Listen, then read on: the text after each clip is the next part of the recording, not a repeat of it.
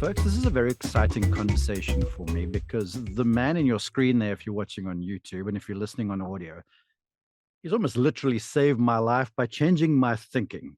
He's Dr. Hunter Champion, a man who I trust with my health, and I'm thrilled to have you on this show. Hunter, how are you doing? Doing great. Thank you so much for having me. Yeah, my pleasure. You've been a busy man, albeit still part of the festive season. You're back at work already, right? Yes, sir. Mm, Never We ends. stay busy. We're a very active practice. We've got a lot of patients, and we try to take time off. I think it is important for mind and body to take some time off, but especially there toward the end of the year, people really want to try to get things done before deductibles roll over and that type of thing. Okay, let's pardon me introduce you to the world. I sort of know you as an intelligent man, very interesting man. When we've had dinner together, some of the things you've done and seen and where you go with your practice. Tell the folks the brief synopsis of who Hunter Champion is, please. Well, born in South Georgia or raised in South Georgia, grew up in Thomasville, Georgia, undergrad at Emory, Tulane in New Orleans for my medical school where I did an MD PhD, did all the rest of my training at Johns Hopkins, stayed on faculty there in cardiology, worked a lot with heart failure as well as pulmonary hypertension and general cardiology, got recruited to Pittsburgh, ran a huge program there, and said I needed to get closer to home. So in 2014, we picked the whole family up, 3 kids and the wife, and 2 dogs, and brought them down to Columbus, Georgia. And now I'm part of an academic program, but we're an independent cardiology group. We've got a large catchment area of patients south of Atlanta and Birmingham, all the way down into Florida. So what was the inspiration? Obviously, you're in medicine. What was the inspiration to go into cardiology? I'm interested at that decision. So, in thinking about it, everyone knows that their heart is an important organ. And I had done a lot of basic research in endothelial cells and that type of thing, and really gravitated more toward the heart just because I really enjoyed kind of the combination of mind and body, the connection between heart and the brain, and just that it was so ubiquitous in terms of everyone needs a cardiologist. And so it's something that everyone can talk about. It's something that really fascinates me. And it's amazing when you think about just the strides we've made in just cardiovascular disease. I mean, it was only, 50 plus years ago, we didn't know how to handle blockages. Mhm. Now we do stents on a routine basis. We do a lot of things that used to you would have to have an open heart surgery for. And now myself, my colleagues, were able to do things just through a catheter that don't require an invasive surgery or anything like that. It's fascinating to me because, I get lectures from Gary Player all the time about, health and well-being and good eating and this sort of stuff. And I was on the phone with him just the other day and he was telling me, he goes, look at me, I'm, nearly 90 and still fit as a fiddle kind of thing. And honestly, he's almost the poster boy there for. And just backstory for the folks, the thing that attracted me to you was when I was having some blood pressure issues, you didn't gravitate to medicine right away. And I want you to talk about that some, please. It's important. And I think, the first time I meet a patient, I say, look, I do not want you on any more medicine than you need. And if there's a way that we can take care of what we need to take care of, non-pharmaceutically, that's the route that I would prefer to take. And I kind of feel like everybody feels like sometimes people just throw pills at them and they're going to be on those pills for the rest of their life. And it doesn't have to be that way necessarily. Now, that said, I also tell patients that back in the days when all of us died at age 35 or 40 for some other reason, nobody needed medicine at those ages usually. But as we want to get into our later ages, I mean, sometimes some pharmaceutical medications are kind of the cost of doing business. Yeah. But there are a lot of things that we can do. And rather than just jump straight to a medication, why not talk about lifestyle changes? Why not talk about breathing correctly? Why not talk about maybe some non-pharmaceutical things that we can do to try to help with well-being and blood pressure and everything like that? And that's really taken us a long way. And we've transformed people's lives rather than say, hey, instead of taking this pill twice a day, how about I go get on the rowing machine for 20 minutes? Mm. And it's amazing how much change, even with just minor weight loss. It's amazing. I've had patients, come off of 2 or 3 blood pressure medicines just by losing 15 or 20 pounds. Yeah, and folks, under Dr. Champion's counsel, I have managed to come off some blood pressure medication, or at least have it limited. So very thankful to that. All right, Hunter, let's get into it.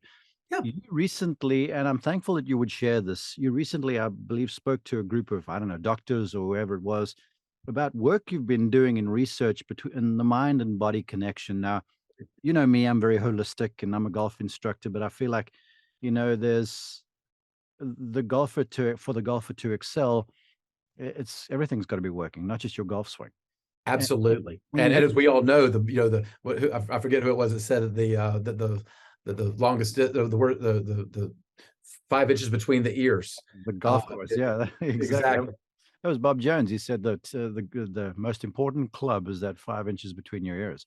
There you go. So let's kick it off right here because you did this presentation. You've shared it with me. For the folks listening on audio, I've got it up. You can check it on YouTube. And we're just going to scroll through a few slides. But ostensibly here, Hunter, tell the story of the work you've done between this mind and body thing, because I love how you can help folks now to not necessarily get on more medication, just understand how the brain, the body work together.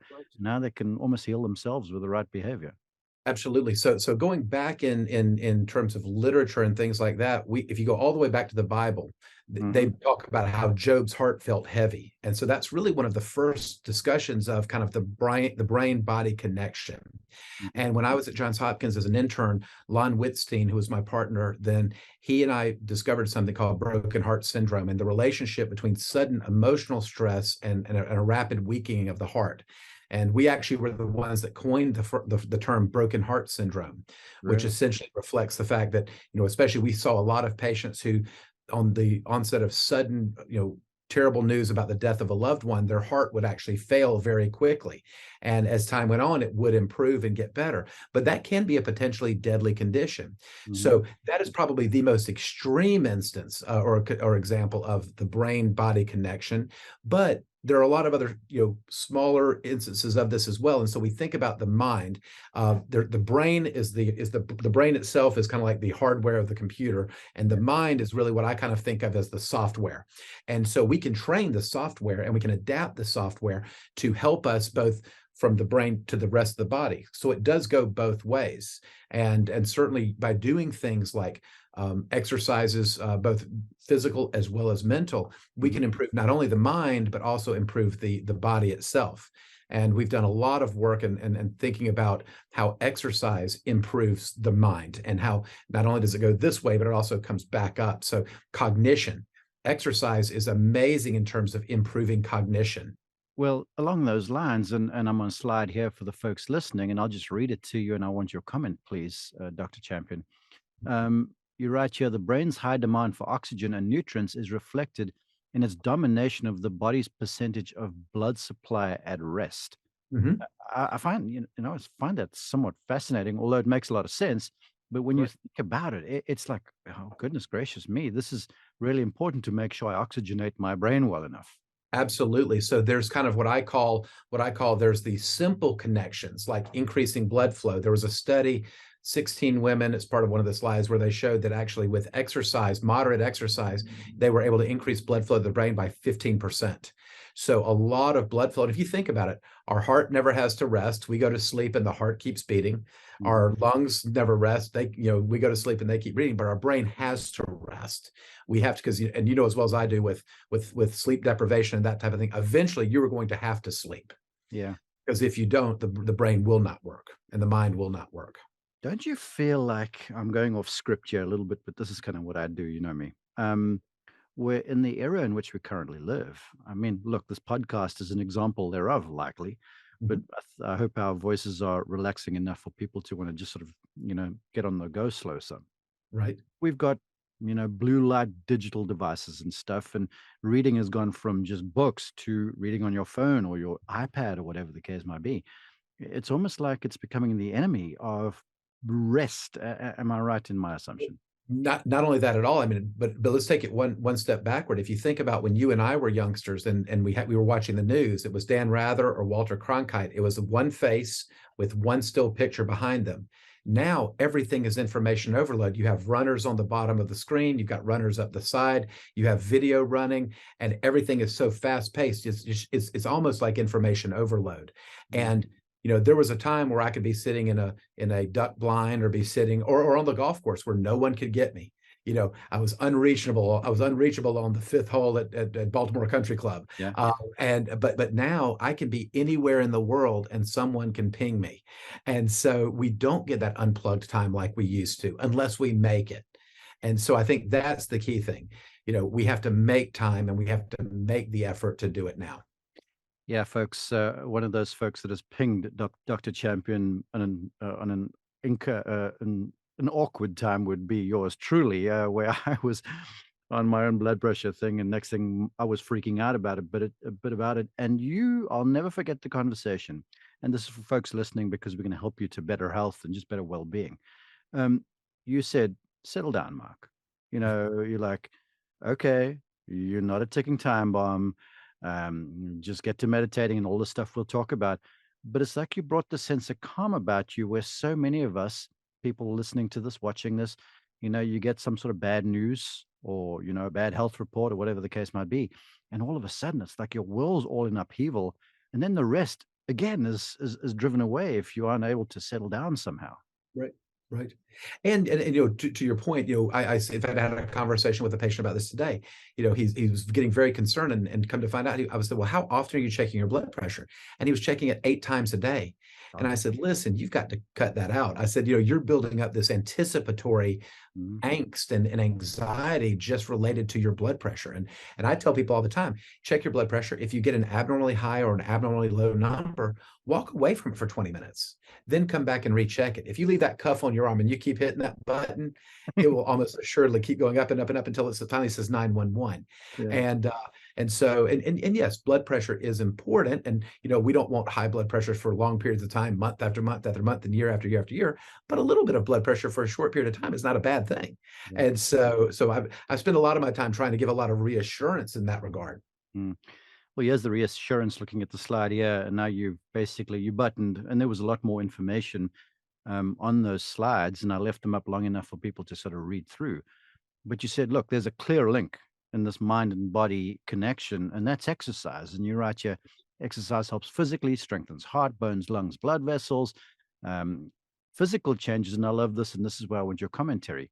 Physical changes should be related to thinking changes. Now, this to me was for a doctor as well researched and well versed and widely sought after. You're traveling all over the world all the time. This is somewhat groundbreaking because most folks are just, well, here's another pill that one can take. Right. Right.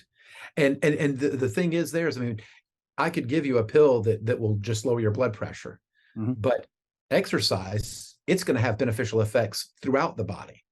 And what's amazing to me, especially now, we still really do not know how exercise truly, truly works. Okay. Meaning, there's so many studies that say exercise is great. Yes, exercise works for this and this and this. But really, to be honest, we don't really know what that real communication necessarily completely is between large muscle groups like legs and back and thighs and things like that, and the heart and the rest of the organs. There's the blood flow changes like we talked about before, but there's also hormonal changes.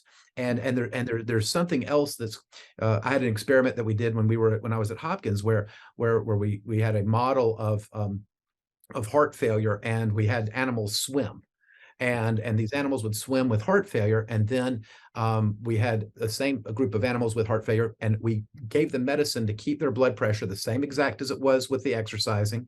We got their heart rate up to the same level with exercising.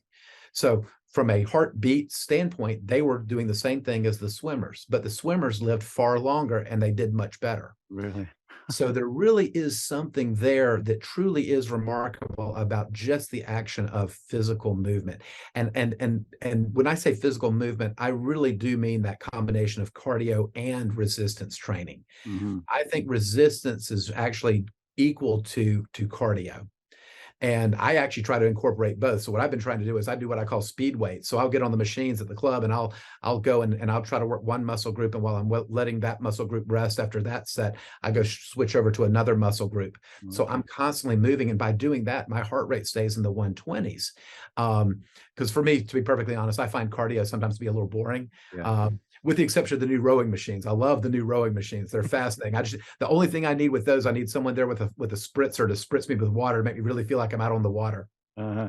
I'm on the slide here. What is exercise? You've got the types. You've mentioned them: cardiovascular and weight training, and you did emphasize the weight training. I want to camp there, and I want you almost to sell it to people Mhm, because for the cardio, they could get on a treadmill and just sort of trudge away, or mhm. like you know me, I get on my Peloton bike a bit, but there's Yes, a game that I play, and it sort of right, it's moving me around and up and down with right. resistance all the time. Um, Talk about that some and then the intensity thereof, because Yep. sadly, I guess a lot of our fans listening to and watching this, we the guys that jump on the golf cart instead of perhaps walking or Right, or right. the like. You know what I'm saying? Right. So I think there's a couple of things to unpack there. I think one is the fact that resistance is different from cardio. And one thing, we always talk about vitamin D and calcium for bone strength. All right. Well, one of the best ways to help strengthen bone in addition to calcium and vitamin D is actually resistance. So if I took 10 people who are active in terms of resistance training and 10 people who don't, and both of them fall down, those who've done resistance training are far less likely to break a bone than those who don't. Part of this as well, at least in terms of the exercise and how you do things, is to mix it up. And actually, there is data in terms of exercise outside or exercise like what you're doing on the Peloton. You're Mhm. getting visual stimulation in addition to your exercise. All So right. if you can do something where you're doing something where your mind gets different inputs, your eyes, ears get different inputs, then that actually improves the benefit of exercise. So that's why I tell people if you can get outside, that's a great way to do it. Or at least do it where you're stimulating, kind of like the Peloton and that type of thing. Whenever I mention exercise to patients, probably 45% of my patients come in and they say, "Oh, I've got that back. Oh, I've got the knee." And and I hear them out on it. And then I kind of stop and I say, you know, whatever we do, we just have to find what works. And if that's warm water aerobics, because water aerobics and swimming takes all the pressure off the joints. Mhm. If you can do things in water that you could, kind of like an otter. An otter looks terrible out on the dry land, but they're so graceful in the water. Mhm. Same thing here. People can actually do things in the water. And if you walk in the shallow end of a pool for 10 minutes, that's essentially the same as walking about a mile out on dry land. So the bottom line with patients, though, as I say, you've got to find something that you can do. Yeah. And one of the gentlemen here in our town, he's got the worst back I've ever seen in my life, but he has figured out a way that he can do a certain amount of time in the pool, a certain amount of time on a bike, a certain amount of time on the weights, and he is doing great. So, I kind of tell people, let's work on trying to find, ways to do things and not necessarily excuses. Yeah, let's do this too because when you're on a bunch of these machines, and nowadays, I'm an ambassador for Whoop, and a lot of folks use heart rate monitors and stuff, and then you have these recommended sort of heart rate levels, if you will, or ranges. Mhm.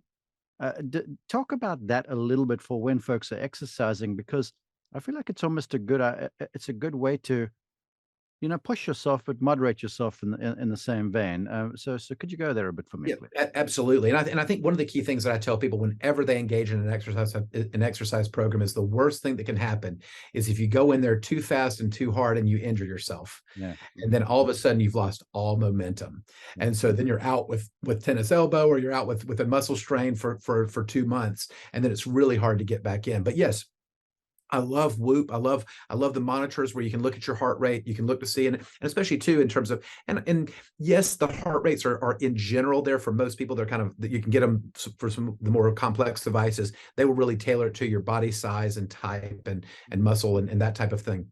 But that is a very good way to just kind of gauge yourself to know how you are doing.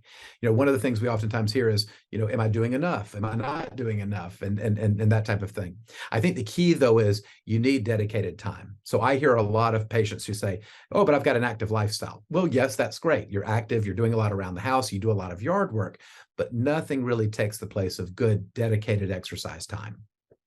One more question about those, heart rate zones. That was the word Mhm, I was looking for. mhm, I'm the guy, because how does it go? You figure out what your max heart rate is, and it's your age subtracted from 220 or whatever it right. is. Okay. Mhm, And so I get that. And for me, 52 years young is somewhere up there around like 170. But I mhm. regularly find myself over that number. For the folks wondering that question, is this dangerous? Well, I think it's, that's a question that everybody should ask their own personal physician who knows all their background and that type of thing. In general, though, that oftentimes is not dangerous. It's really more based on how you feel when you do that. I do think that generally, that when we try to get people on stress tests, that's the number that we're shooting for, Okay. is that age predicted maximum range. But obviously, that maximum range is essentially set up, or is designed so that, if you're 350 pounds on a stress test versus 120 pounds, it at least is some goal to go toward. I generally say, in terms of, fat loss and endurance, that kind of thing, try to stay 70% of that, or 50 to 70% of that number. But kind of in the 120s, 130s is oftentimes a very good range for most people during time. Now, I am a big proponent of interval training. So I'm a Yeah. big proponent of you go a certain pace for a period of time, then really ramp it up for 1 minute or 2 minutes, then come back. And that gives you kind of what we call muscle confusion. I tell people all the time, your body is like a lazy teenager. It will only do what you make it do, and it will do the minimum in order to adapt. So, if you get on a treadmill and you do the same pace for the same amount of time, yeah, you'll probably lose some weight. And yes, you'll probably pick up some muscle, but eventually you will plateau. And so that's why you then say, well, maybe I need to go longer. Well, you maybe do a little bit more, and then you turn around and you're on the thing for an hour and a half and not getting anywhere. Whereas if you do interval training, where you're really, kind of confusing the muscles and saying, hey, we better strengthen up, so if this guy tries to do this to us next time, we're ready. You can get more benefit out of 15 minutes of interval training than you can for an hour of just at a regular steady pace on flat ground. For the business people listening to this, that's a great idea. Slight idea what happens when we exercise. You've got hormones respond, and the thyroid, because Mhm. the thyroid releases hormones, all sorts of advantages. Obviously, a lot of them you've highlighted, but I want to talk about this alertness in the brain, increased Absolutely. concentration and stuff. Yeah, again, there's that mind-body connection, and you exercise, and all of a sudden you get that fog gets lifted a little bit. Absolutely. Kind of like you envision you're running through the woods, and you're kind of jumping. You say, "Oh, there's a log. I'm going to jump on that." And it really is amazing when you get that sensation of alertness from that exercise, and it's almost like it gives you a little burst of energy as well. Yeah. Is that alertness a function of this year where there's improved flow, pardon me, to the brain? It's that, but then it's also the little bit of epinephrine that's released, a little bit of the adrenaline that's released in your body. So that's kind of what gives you a little bit of that, and then later you get a little bit of what we call, the runner's high, the endorphin release as well. Mhm. So, it's amazing, kind of all the different emotions that you can have when you're running. So you can have that alertness initially, you can have that alertness and excitement, but then later you start getting some of those endorphins taking over, and that's where you talk about, the runner's high, or you think about the calmness almost that you feel after a really good workout.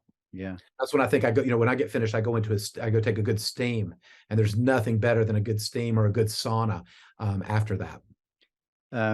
Of a lot of the things you listed, here's one I want you to touch. Mhm. Blood washes away, and the other slides were about, and folks could have seen them, increased blood flow to the brain and such. Here you've got blood washes away metabolic wastes. Yes. I find that interesting as well. Absolutely. So part of what we're constantly doing as we're exercising is we're creating lactate, we're using muscle, we're muscle contraction, everything like that. But the blood flow increases in order to get oxygen to where it needs to go, but also get waste products away. And part of that as well is part of what we think about, perhaps, is why exercise is great for Alzheimer's. Mm, And in terms of dementia, those who are prone to dementia, exercise programs can help reduce the risk of that. yeah. You've got them here: increases blood circulation, increase oxygen, glucose to the brain. Not strenuous muscles do not use extra oxygen and glucose in more strenuous exercise. Mhm. I think that'll clear up something. Summary: you oxygenate your brain, you clear your head, and you're doing your body good. Huh? Yep, absolutely. I'm gonna close the screen here and get you back on the screen a little bit, because look, there's so much we didn't touch, and before we get into some healthy habits Mhm. and one or two marching orders perhaps for the folks for 23 and beyond, um, I want you, Dr. Champion, to sort of put a bow on this a little bit when it comes to good mental well-being and good cardiovascular well-being, because we live in an era where there's a lot more anxiety and mental disease also. So could you go there some, please? And that is a circular thing. So the more anxiety and the more anxious you get, your blood pressure is going to go up. And Yeah. so then it's a slippery slope to that issue. So at least in terms of, kind of putting a bow on just the mind side of things, we have to think about our mind just as much as we do our body. There are a lot of people that I see, they're actually incredibly unhealthy, but they exercise, and vice versa. So we've got to combine those two. And I think it's really important that, we think about, you can have the best car in the world, but if you don't have a transmission, it's not going to work. Yeah. So you have to have your car in order.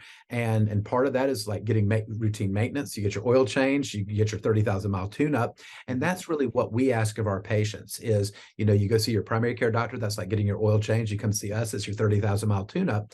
But then you also have the other things. If you put diesel fuel in an unleaded gasoline car, it's not going to work. If you feed your body, terrible things all the time, it's not going to work well. So I think really kind of changing the mindset of people, and I've tried to do this myself, is think about my body as a machine, and everything I do is to try to fuel the machine. And so use food, that could be a whole nother 2 or 3 podcasts to talk about food and diet. But that is something you use that as fuel for your engine. So if you have healthy foods, you're gonna fuel your engine a lot better than trash.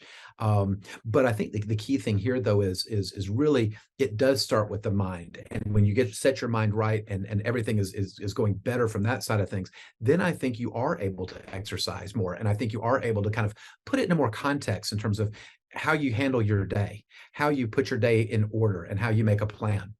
Yeah. Okay. To those plans, before I get there, I guess there's a certain shock value that's also not a bad thing at times for people. When they're cruising along, they think that everything's fine, and they do go to their primary care physician, and they get a bad number or whatever it might be, and then all of a sudden they're like, "Oh, I must change something," and then there's that going on.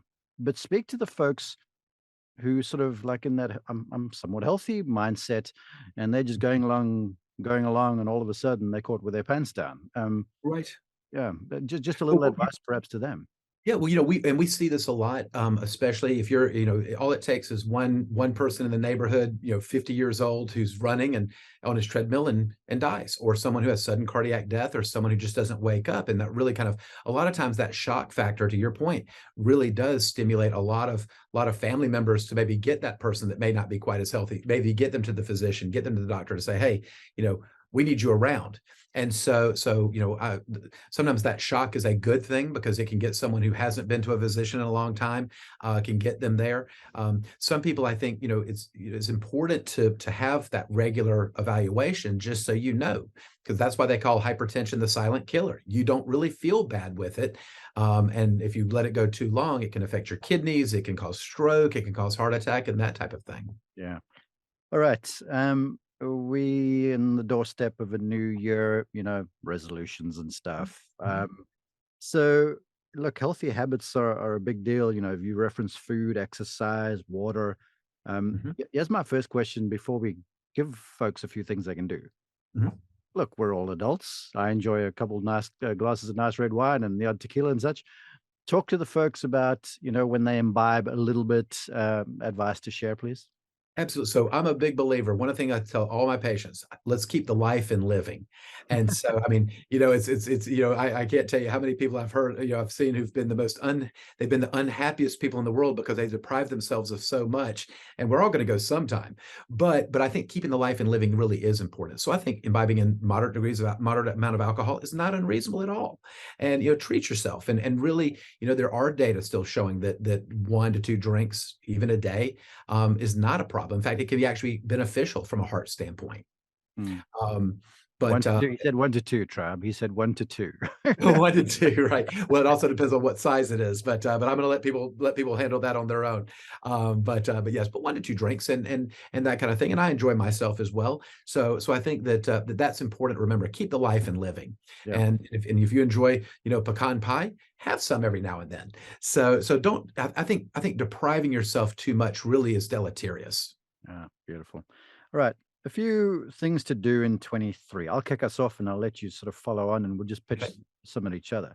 Okay. When I say something, though, I would love you to give the medical insight, as you always do, behind it. Mhm. So here's a goal for me, and I'm going to set it for the folks listening to this and who are members of our global tribe. Mhm. I'm going to up the water intake. Yes. Please, would you embellish on that? Absolutely. So 7 years ago, I gave up all diet sodas. Really, water truly is your best drink of choice. And I'm not saying don't enjoy coffee. I drink a lot of coffee myself. It's not deleterious, but water really is the best thing to drink. We have to be a little careful with the amount. We see some of these very young people walking around with these gallon jugs and that kind of thing. That may be too much for some people, especially in their 50s, 60s, and higher ages, simply because sometimes our body can't handle that much fluid in a single day. Okay. So generally speaking, 72 to 96 ounces of total fluid in a day is about not unreasonable for the average person.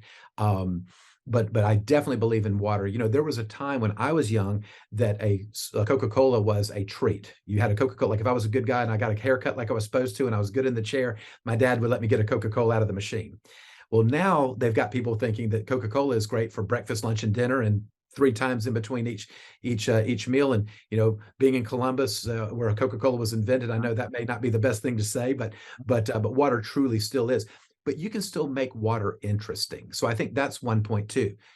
Club soda is fantastic. All club soda is water with carbonated is a carbonated water. Mm. So you can also do other little things like Mio or some things like that. I kind of like to use like lemon juice or lemon oil. That helps kind of bring out the flavor a little bit, just so it's not quite so boring. But yes, definitely water I think is a great one. How about second challenge is to lower sugar intake a little bit? I guess it goes Absolutely. along with the Coca-Cola. Absolutely. So sugar is a drug. And anyone who tells you that sugar is not a drug is wrong, because they actually did a study. I think it was originally done at Hopkins, but there was a study where they took rats and they gave them a choice between cocaine and sugar, and they would choose sugar every time. And even when they made it so they got a punishment for hitting sugar, they would still hit sugar. And if you look at it, as time goes on, you have to take in more and more sugar to have the same effect. When you withdraw from sugar, you actually have a withdrawal type symptom. And then later on, you need much less sugar in order to have the same effect. So sugar, I really think, is probably one of the biggest problems that we have had in the US and Western diet in general. Just refined, highly processed foods and sugar is a major problem. So I think if you can reduce sugar in your diet, you're going to be much better off. Okay, well, I guess it begs the question then as a follow-up. Where you talk about it being as bad, if not worse than any drug, Mhm. obviously there's that withdrawal, that come off period. So for someone listening to this going, all right, good, this is my goal for 23, going cold turkey is, is going to be a little hard, right? Well, that they may get, kind of like if you come off caffeine, if miss 2 or 3 days of coffee, you can get that back of the head headache that's actually very common. It's generally relatively short-lived after a few days and things Okay. like that. And it's almost impossible, just like salt.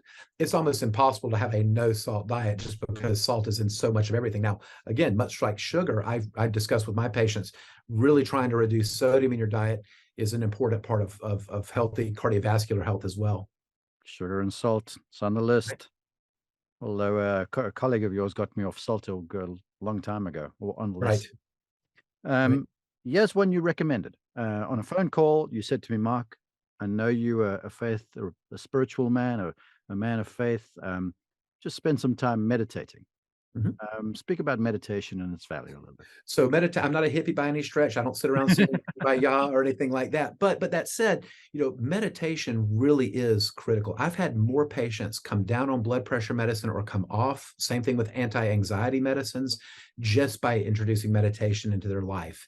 And medication can be as simple or as difficult as you make it. For some people, it's prayer. Prayer is meditation. You're kind of disconnecting yourself from the phone and the TV and the world. You're focusing on one thing. You focus on your breathing while you do it. Russell Simmons, who started Def Jam Records, has written one of the best books on meditation that I've ever read, and it's called "Success Through the Stillness." Okay. And you can get it on Amazon. They don't pay me to tell you that. I wish they would. But that it's a very simple book. It's an afternoon read, and really all it's telling you is to unplug, to get into a space that you really feel comfortable and just focus on your breathing. And that, another type of meditation is called box breathing, where you can get an app for the phone where you breathe in, hold it, you breathe in over 4 seconds, hold it for 4 seconds, breathe out for 4 seconds, and hold it. And you focus on the times when your lungs are full and when they're empty. And that is huge. And I try to do that for 5 or 10 minutes every morning and every evening. And I find I just kind of envision the stress kind of washing away from my body. Aren't you aren't you fascinated, enthralled, or whatever it might be, in your field? I know I am when I've learned, and this was under your counsel and a trainer in town here, to focus on breathing. How few folks actually breathe properly. It's like we Right. never were taught to, right? Right. And it happens naturally, but then Right. we'll breathe shallow, I guess, in a way. Yep, absolutely. And also too, the problem that we have as well for those who may have a little bit bigger belly, Mm. remember when you breathe, your diaphragm has to drop. Right. And if you have that physical impairment to drop, you're not going to breathe unless you are actively breathing and thinking about it. You're not going to get deep breaths. So that's why being able to lose some of that punch and that kind, not only will it help your backswing, but it will also, help your lungs be able to breathe, bring in more air. And Yeah. so that's an important part of things as well. One more thing about the breathing, because this is now golf tips for folks listening. Mhm. The inhale is important because you're oxygenating everything, Right. but the exhale is equally as important for lowering the heart rate. Right? Right? Absolutely. Absolutely. So big believer, you've got to focus on both. The heart both beats and it relaxes. So the relaxation is just as important part of a heartbeat as the squeezing, Oh man, even though we almost always think about the squeezing ability of the heart. yeah. Oh, I love it. Along those lines, I told you about my cold plunging. It's getting Yes. chilly now. Yes. It's like in the 30s, 39. You said, Right. yeah, I do that too. So talk Mhm. about, I'd like to challenge people maybe to make that part of the meditation regimen is to try and cold plunge some. Yes, absolutely. The body really when you cold plunge, and again, you need to do it with under the direction of your own physician. But when you cold plunge, it stimulates so many anti-aging and antioxidant factors in the body, the sirtuins in particular, which are critical in terms of healthy aging. Kind of now that we live in buildings where all the heat is controlled and the air is controlled, we don't live like we used to, and we haven't adapted like we used to be when we were all living, more in open air and having to survive the harsh winters and the hot summers and things like that. So the cold plunge really, really shocks the system, but it really also does a good job both hormonally and physically, hormonally to really help stimulate those factors that can help immunity as well as aging. Tremendous. Couple more. Um, I don't get paid for this. I know you don't. Super beats. Yes. Gracious me. I mean, this is like the stuff is it's like a gem. Right. So beets actually have one of the highest concentrations of organic nitrite of any plant you'll ever find. Mhm. And just in complete disclosure, I have a patent on using inhaled nitrite, which is synthetically made, but for a lung condition called pulmonary hypertension. But no one pays me for super beets. But you can buy the super beets or power beets. There's some other brands and that kind of thing. But that is a great supplement that can help lower blood pressure.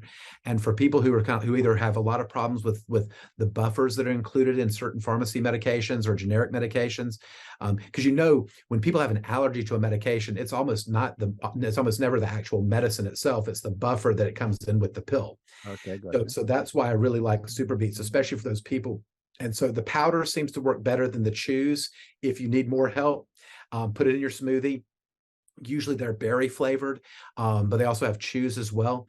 But yes, we see great improvement, and it's also a great pre-workout. So it's a great pre-workout that's not stimulatory. So a lot of the pre-workouts you'll find they really make you feel pinpricks all over the body. It's got a huge amount of caffeine in it and that type of thing. So the power beats help release nitric oxide, and nitric oxide is one of the key factors involved in blood pressure control and a lot of nerve control as well. Yeah. All right. I'm going to put you on the spot. Mhm. Always seen you deal with this situation very, very well. Mhm. Probably why you do what you do. You've talked about the brain body, the exercise, which we've joked about walking on the course, but that is something to do. And I've hit you with sugar and salt control, meditation, breathing, water Mhm. intake, and super beats. Mhm. You get the final one. What is a really good marching order for the new year and beyond? So if it's okay, I'm going to add one more to the mindfulness portion, and it's Okay. gratitude. It's Write it down. gratitude. Yes. And one of the things that we do at the dinner table every night with my family, wife and three kids, we sit around and we all go around the table and we talk about what we were thankful for that day. And it really, and when you have to go back and it's taking inventory, taking mental inventory of your day, what were you thankful for? Gratitude is something, even though it sounds, at first blush, it sounds a little hokey. Gratitude is actually incredibly important. And it is part of that mind-body connection. So not focusing on problems, but also thinking about the good things in life as well. So I would add that to the mindfulness. What I would really say, though, for my part, is really the combination of stretching and exercise. So if people can work on a dedicated time, and there was one fitness book that I read, gosh, 25 years ago. I don't remember a single thing from the entire book. I don't even remember what it was called, but there was one line that stuck with me, and it said, "No one has time to exercise." And so whenever and my mother used to say, tomorrow is just an excuse away. Well, I can't do it today because I've got this, or I've got this, or I've got to work late, or so whenever I say, "Oh, I'm trying to come up with an excuse not to go exercise," I'll say to myself, "Well, I make time for the stuff I want to do. So I'll make time for the basketball game. I'll make time for the football game. I should make time for the exercise." And so I think that's an important part of it. Get in the right mindset. It's a short-term thing with short-term and long-term benefits. But I also think it's also very important to stretch. So getting your body prepared for exercise. As we get older, we lose a huge amount of our flexibility. If we can maintain flexibility, that's a great way to help prevent injury, but then also help us age more naturally and with more health. Dr. Champion, you're a legend. I couldn't begin to express how thankful I am that you're a part of my life and that we get to share this with folks around the globe. So I'm sure there are going to be more questions or folks interested in you. Where can they go find you unless they came to Columbus? Is there social media or something? Or Well, I do travel for a lot of patients. I travel a lot, both nationally and internationally for certain patients. I also I'm one of those people that believes in paying it forward. So really, I'm easily accessible. Almost every one of my patients has my cell phone number for texting.